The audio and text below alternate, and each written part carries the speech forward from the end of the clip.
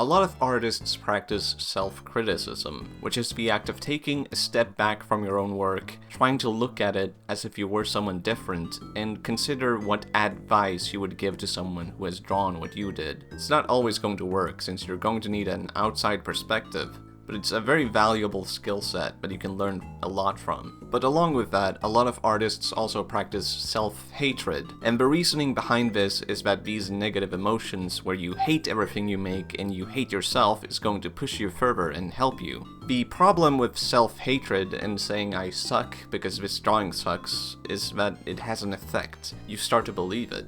In the long run, you are going to burn yourself out. You are going to associate drawing with a lot of negative emotions and feelings. And it's not going to help you push yourself further, it's only going to make you feel like drawing is torture. You don't have to draw all the time, every single minute of the day. But when you hate that you can't draw, whenever you start drawing, you're gonna start wanting to do different stuff instead, like play video games, watch TV, and film. Because when you draw will be when you start feeling these agonizing emotions, and when you don't draw is when you can let go.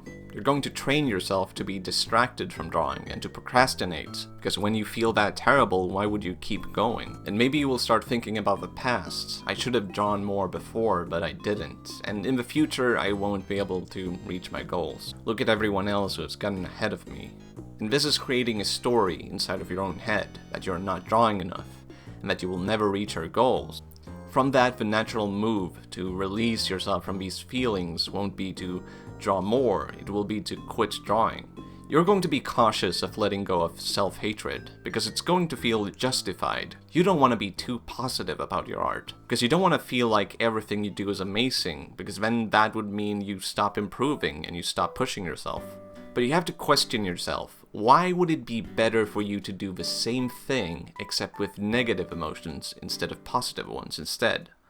When we feel this way, it's because we trust our own emotions. You might have a feeling inside of you. You might feel pressure, sadness, loneliness, ashamed, or like you have no motivation, or like you have no imagination and you can't draw anything.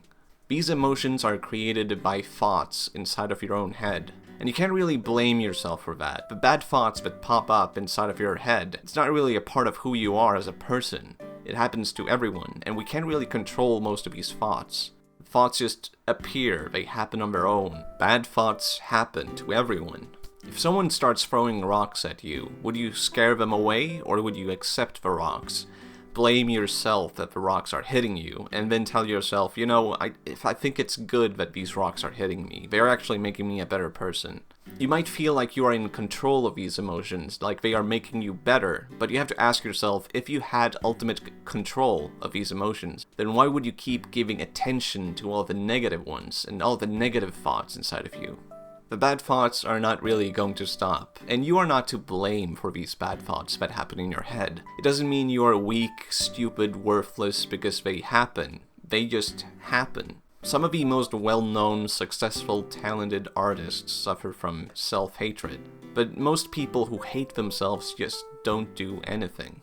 There is no indication that how talented you are corresponds with how much you hate yourself. You really think those artists were more successful because they could barely get up in the morning and had to force themselves onto their desks and felt exhausted from telling themselves, I suck? I don't think so. I think they had something inside of them that told them it was okay.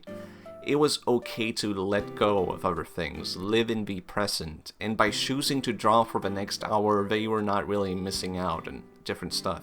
If a friend came to you and said, I hate myself because I can't play the saxophone, and every moment I play the saxophone it's torture because I hate how bad I am, and I'm so sorry that you have to be friends with me, someone who is so bad at the saxophone, then you would probably think that's kind of weird. I've never really judged you based on how skilled you are at the saxophone. And your friend could be the worst saxophone player or the best one in the world, but you have probably not judged them by the technical skills they have with their art, but what they are trying to say with it and express with it. Hating yourself does not have anything to do with how skilled that person is. all it really means is that these are the thoughts you're giving attention to in your head. It doesn't mean that something is wrong with you. It doesn't mean that you're bad or you're weak. And everyone has these thoughts, and everyone has gone through the struggle of giving them too much attention, and to the point where it's crippled you, and you just feel like you can't do anything. You can look inside yourself and feel like you are a really bad artist, but feelings are not good indicators of whether something is true or not. A comparison could be that maybe you are outside in a city, and you check your pockets, and your wallet is missing. And you're going to feel a mixture of emotions: anger, confusion, anxiety. And then in the next second, you feel your pockets again, and the wallet was there all along. You just happened to feel the wrong place, and suddenly you feel relief. All those emotions are gone. You can, relax.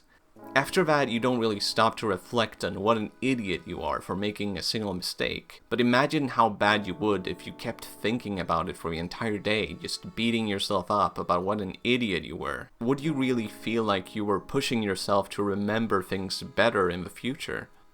Another example could be if someone sent you a message that said, "Pass this message on in 5 minutes or your dog dies tomorrow." And you would not believe that message, so you feel nothing. However, if you did believe it, and 5 minutes passed, and then you started to feel afraid and sad, and then tomorrow comes and nothing happens. Well, in both of these situations, you were faced with unexpected thoughts. But the difference was that in one situation, you were willing to believe the thoughts. It is okay to be bad at drawing, because drawing is tough. It takes a lot of work, and it takes a lot of guts just to put your art out there for everyone to see. But when you start to believe that there is something wrong with you because you can't draw, it makes you feel worthless. When you are willing to believe that you are a bad person because you are bad at drawing, it doesn't mean that's reality.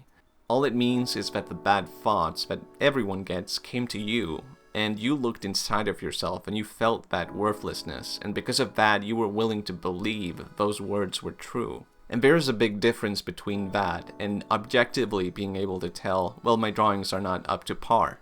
I lack certain technical skills, but I'm not gonna beat myself up about it. I'm just gonna keep working. I'm gonna keep learning. I'm gonna improve.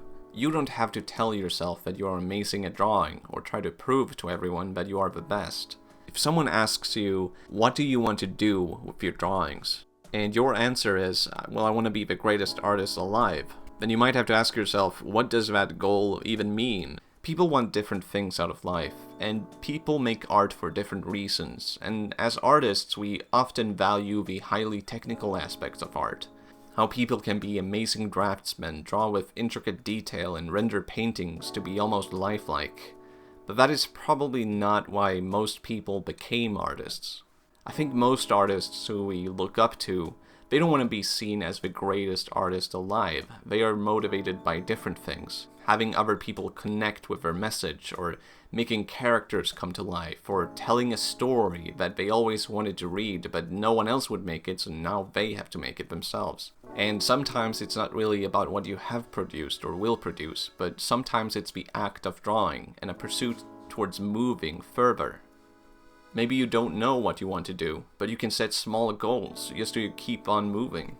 People might associate themselves with drawing, and that is fine. But the conundrum is that these people also disassociate themselves from their own drawings. When they receive critique, or they want to improve, or they look at things objectively, they try not to beat themselves up in the same way that they don't try to praise themselves too high. It doesn't mean you have to live without positivity and negativity, it just means you have to put them in the right places. And you shouldn't have to take in bad thoughts and feel like a terrible person just because you want to improve at doing something that is hard to do. And you can look at your drawings, and from an objective viewpoint, you can accept that a drawing looks bad. And if a drawing turns out bad, then yeah, sure, that is unfortunate, and that is bad. But what did you learn from making that drawing? What about next time? Would you have learned what you just learned if you did not make that drawing? Doesn't that sound like a better way to improve at drawing than hating yourself? It doesn't sound like being too positive either. And if someone comments and says, that's a bad drawing, or a bad thought pops up and says, oh boy, you really suck, don't you? Then it's not personal, it's not about you. But you can look at this drawing objectively, and you can go, what I learned from doing this was worth it.